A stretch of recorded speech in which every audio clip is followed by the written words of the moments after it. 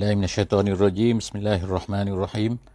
Alhamdulillah wassalatu wassalamu ala Rasulillah wa ala alihi wa sahbihi ajma'in.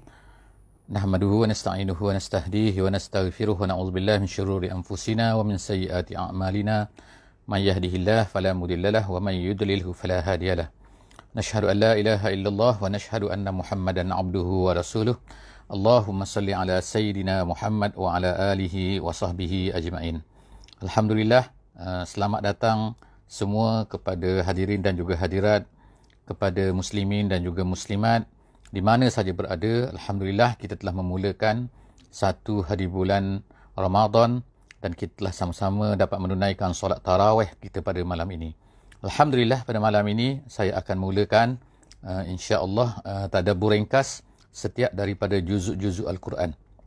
Sempena kita membaca satu juzuk Al-Quran, insya-Allah setiap hari kita membaca satu juzuk Al-Quran sempena bulan Ramadan Al-Mubarak ini, maka eloklah juga untuk kita merenungi beberapa pengajaran ataupun apa-apa yang diceritakan oleh Allah Subhanahu Wa Taala di dalam setiap juzuk-juzuk yang ada di hadapan kita, insya-Allah. Pada malam ini adalah hari pertama kita di Ramadan Al-Mubarak, maka kita akan mula untuk melihat kepada juzuk yang pertama. Dalam juzuk yang pertama ini, Allah Subhanahu Wa Taala telah menceritakan kepada kita dalam permulaan Al-Quran ini, kita akan baca insya-Allah dua surah, iaitu yang pertama surah Al-Fatihah dan yang kedua kita akan bersama-sama untuk melihat daripada surah Al-Baqarah, iaitu ayat 1 sehingga ayat 141. Kita ada 21 muka surat insya-Allah yang akan kita cuba lihat. Yang pertama sekali kita akan lihat apakah yang ada di dalam surah Al-Fatihah. Surah Al-Fatihah ini adalah mengandungi 7 ayat yang dipanggil sebagai As-Sab'ul Mathani, iaitu 7 yang diulang-ulangkan. Dalam surah ini, sempena dengan namanya iaitu Al-Fatihah, dia adalah merupakan pembukaan dan dia juga adalah merupakan sebagai satu kesimpulan daripada apa yang terkandung di dalam Al-Quran. Dalam surah Al-Fatihah ini kita akan lihat bahawa beberapa ayat daripadanya, iaitu ayat yang pertama, kedua dan juga yang ketiga, kita akan dapat lihat Allah Subhanahu Wa Taala menceritakan tentang siapakah dia. Yang pertamanya, Allah adalah Rabbul Alamin, iaitu Tuhan sekalian alam, alam apa sahaja. Dan yang kedua, Allah Subhanahu Wa Taala menceritakan sifatnya, iaitu Ar-Rahman dan juga Ar-Rahim, yang Maha Pengasih, Maha Penyayang mengikut terjemahannya. Dan yang ketiganya, Allah ini adalah pemilik kepada Malik Yaumiddin, iaitu hari pembalasan. Jadi maknanya bermula daripada kejadian manusia, Allah Ta'ala lah menciptakan manusia, menciptakan alam ini dan seterusnya. Dalam masa manusia ini hidup ini, maka Allah Ta'ala ini bersifat dengan kasih sayang kepada makhluk-makhluknya. Dan kemudian yang ketiga, sampailah kepada akhirnya semua akan kembali kepada Allah. Kemudian seterusnya Allah Subhanahu Wa Ta'ala menceritakan kepada kita, iaitu iyyaka na'bud wa iyyaka nasta'in. Dua perkara yang merupakan hubungan di antara manusia dengan Allah Subhanahu Wa Taala. Siapakah manusia?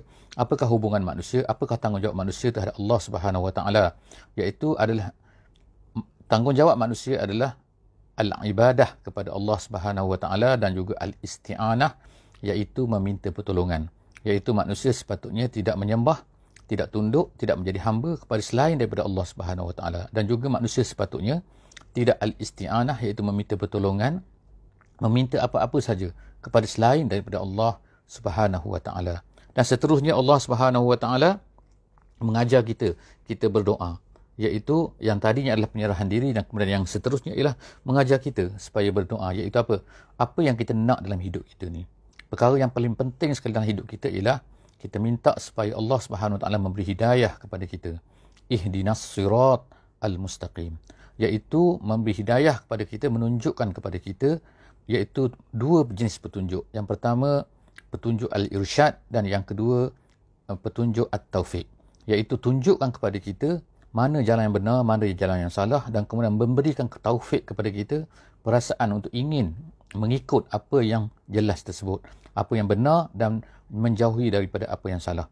Dan kemudian Allah Subhanahu Wa Taala dalam ayat seterusnya, Allah menyebutkan yang dimaksudkan dengan jalan orang-orang yang benar itu ialah, iaitu siratal ladzina an'amta alaihim, iaitu orang-orang yang telah engkau beri nikmat, ya Allah. iaitu jalan bukannya jalan orang-orang yang pertama maghdub, dan juga bukan jalan orang-orang yang sesat, iaitu dhalin. Jadi yang termaksud kerana maghdub ialah orang-orang Yahudi, dan juga ad-dhalin itu ialah maksudnya ialah orang-orang Nasrani, orang-orang Kristian. Jadi maknanya kedua-dua mereka ini telah diberikan, dulunya ditunjukkan hidayah oleh Allah Subhanahu Wa Taala, tetapi mereka menolak hidayah tersebut. Mereka telah menolak apa yang ditunjukkan oleh Allah Subhanahu Wa Taala, lalu mereka menjadi sesat dan mereka dimurkai oleh Allah Subhanahu Wa Taala. Jadi itulah kandungan daripada surah Al-Fatihah, yang merupakan surah yang pertama yang merupakan merangkumkan, iaitu menggambarkan apakah yang akan kita baca di dalam 113 surah yang ada di hadapan kita selepas daripada Al-Fatihah. Seterusnya kita masuk dalam juz yang pertama ni, kita masuk iaitu dalam surah Al-Baqarah. Dalam surah Al-Baqarah ni Allah Subhanahu Wa Taala pada juz ini Allah Taala menceritakan kepada kita beberapa perkara. Pertamanya ialah jenis-jenis manusia. Manusia ini terbahagi kepada 3 jenis. Dengan sifat-sifatnya Allah Ta'ala gambarkan, ceritakan kepada kita. Itu yang pertama, orang beriman. Dan kemudian yang kedua, orang-orang yang kafir. Dan kemudian yang ketiganya ialah orang-orang munafik. Dalam 20 ayat, dalam awal surah Al-Baqarah ini, Allah Ta'ala telah menceritakan dengan sifat-sifatnya pembahagian 3 jenis manusia ini. Jadi bagi kita orang beriman, bagi kita orang Islam, kita akan melihat bahawa manusia ini tidak lebih daripada 3 ini. Sama ada mereka ini orang benar beriman, ini sifat-sifatnya. Sama ada mereka ini orang kafir, ini sifat-sifatnya. Dan kemudian sama ada mereka ini kemungkinan juga orang munafik, dan ini sifat-sifatnya. Dan yang menariknya ialah paling banyak Allah Subhanahu Wa Taala menceritakan sifat-sifat orang munafik. Kerana orang munafik ini banyak perkara-perkara yang sepatutnya kita sebagai orang beriman mengenali mereka. Kerana mereka adalah merupakan musuh dalam selimut kepada orang Islam. Mereka ini adalah orang yang sangat bahaya kerana telah berlaku di zaman Nabi sallallahu alaihi wasallam dan akan berlaku sampai hari kiamat. Seterusnya Allah Subhanahu Wa Taala menceritakan pula kepada kita, iaitu tentang kisah Nabi Adam alaihissalam. Tidak banyak sebenarnya kisah Nabi Adam ini diceritakan dalam surah-surah Madani. Kerana surah Al-Baqarah ini merupakan surah Madani. Tapi Allah Ta'ala menceritakan tentang kisah Nabi Adam di permulaan dalam surah Al-Baqarah ini untuk menceritakan kepada kita, iaitu bagaimana sebenarnya manusia ini bermula. Bagaimana manusia ini dijadikan oleh Allah Subhanahu Wa Taala melalui Nabi Adam, dan seterusnya selepas daripada itu manusia ini kemudian ni mempunyai musuh. Musuh mereka yang utama adalah syaitan. Dan kemudian syaitan ini berterusan bekerja untuk menyesatkan manusia, menyesatkan anak-anak Nabi Adam selepas itu sampailah hari kiamat. Jadi kita sebagai umat Islam dalam merasai bahawa syaitan ini telah diperkenalkan oleh Allah Subhanahu Wa Taala kepada kita sejak daripada Nabi Adam. Dia telah cuba untuk meminta daripada Allah Subhanahu Wa Taala untuk menyesatkan Adam, menyesatkan semua anak-anak Adam sampai hari kiamat. Selepas daripada itu Allah Subhanahu Wa Taala menceritakan pula tentang Bani Israel. Maknanya selepas daripada tentang Nabi Adam AS, Allah Ta'ala ceritakan, iaitu Bani Israel, manusia yang telah dipilih oleh Allah Subhanahu Wa Taala. Dipilih oleh Allah Subhanahu Wa Taala dahulunya untuk menjadi orang-orang yang akan memegang amanah Allah Subhanahu Wa Taala di atas muka bumi ini. Tetapi perangai mereka ini disebutkan oleh ahli tafsir. Di dalam ayat ini kita akan jumpa wa'iz Allah Ta'ala sebutkan, iaitu sebanyak 17 kali. Wa'iz ini menunjukkan apa? Dan ingatlah ketika, iaitu Allah Ta'ala sangat beri sangat banyak nikmat kepada orang-orang Bani Israel ini, menjadikan mereka hebat, mengirimkan kepada mereka Nabi Musa, menurunkan Taurat untuk mereka. Tetapi mereka telah mempunyai perangai yang sangat-sangat dahsyat ni, dan mereka tidak bersedia untuk memenuhi apa-apa yang diminta oleh Allah Subhanahu Wa Taala. Dan yang paling ketara ialah yang berlaku ketika Nabi Musa meminta kepada mereka supaya menyembelih lembu. Daripada situlah mana nama surah ini diambil, iaitu surah Al-Baqarah. Maka itu nak menunjukkan apa? Iaitu surah ini bila kita baca surah Al-Baqarah, kita ingat nama Al-Baqarah ini adalah apa? Nama peristiwa di mana Nabi Musa alaihissalam setelah diperintah oleh Allah Subhanahu Wa Taala memberitahu kepada Bani Israel supaya menyembah lembu. Tetapi mereka ini sangat banyak perangainya, banyak kerenahnya, banyak songenya dan sebagainya, yang menyebabkan menyusahkan mereka sendiri. Jadi itu ialah yang diceritakan oleh Allah Subhanahu Wa Taala dalam surah Al-Baqarah ini, dalam juz yang pertama ini. Dan seterusnya Allah Subhanahu Wa Taala menceritakan selepas daripada itu tentang kisah Harut dan juga Marut. Harut dan juga Marut ini iaitu yang berlaku di zaman Nabi Sulaiman alaihissalam. Jadi Allah SWT ceritakan perkara ini untuk menggambarkan bagaimana mereka ini walaupun mereka telah diberi kekuasaan melalui Nabi Sulaiman dan juga Nabi Daud alaihissalam, tapi mereka tetap mengamalkan sihir-sihir. Yang mana sihir ini sehinggalah zaman Nabi kita SAW, mereka masih lagi kuat menggunakan sihir-sihir ini. Iaitu untuk mensihir Nabi dan sebagainya. Yang mana perkara-perkara inilah mereka warisi daripada zaman dahulu lagi.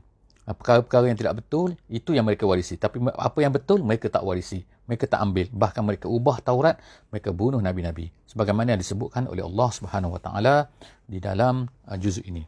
Seterusnya, Allah SWT ceritakan pula kepada mereka tentang kisah Nabi Ibrahim AS. Di penghujung juzuk ini, Allah Ta'ala ceritakan pasal Nabi Ibrahim.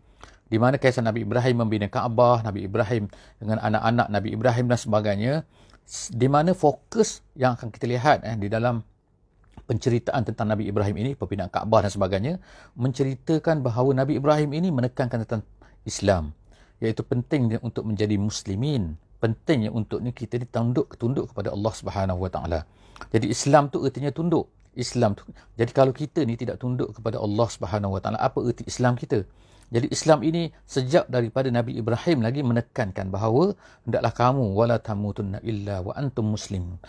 Jangan kamu mati, melainkan kamu ini berada dalam keadaan Muslim. Jadi itulah penekanan yang diberikan, yang disebutkan oleh Nabi Ibrahim AS kepada anak-anaknya. Anak-anaknya termasuklah Nabi Ismail dan juga Nabi Yaqub iaitu Nabi Ishaq AS.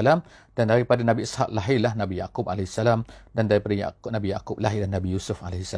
Semua itu adalah aliran Bani Israel, yang mana Bani Israel dan juga Nabi Muhammad SAW daripada keturunan Nabi Ismail merupakan adalah daripada keturunan yang satu, iaitu keturunan Nabi Ibrahim AS. Jadi surah ini, juzuk ini berakhir dengan penceritaan tentang Nabi Ibrahim. Dan selepas daripada itu, sebenarnya semua itu adalah merupakan satu mukaddimah kepada satu cerita lain yang Allah Ta'ala nak sebutkan dalam juzuk yang seterusnya yang akan kita baca insya-Allah dari esok di hari 2 Ramadan insya-Allah. Allah Ta'ala tutup juzuk ini dengan satu ayat, iaitu Allah SWT sebutkan tilka ummatun qad khalat laha ma kasabat wa lakum ma kasabtum. Itu semua adalah cerita-cerita Allah Ta'ala sebut umat-umat yang terdahulu. Mereka telah melakukan apa yang melakukan dan bagi mereka mendapat balasan daripada usaha mereka. Dan kamu semua iaitu Bani Israel, yang di mana turunnya ayat ini ketika ini adalah Nabi SAW telah berada di Madinah.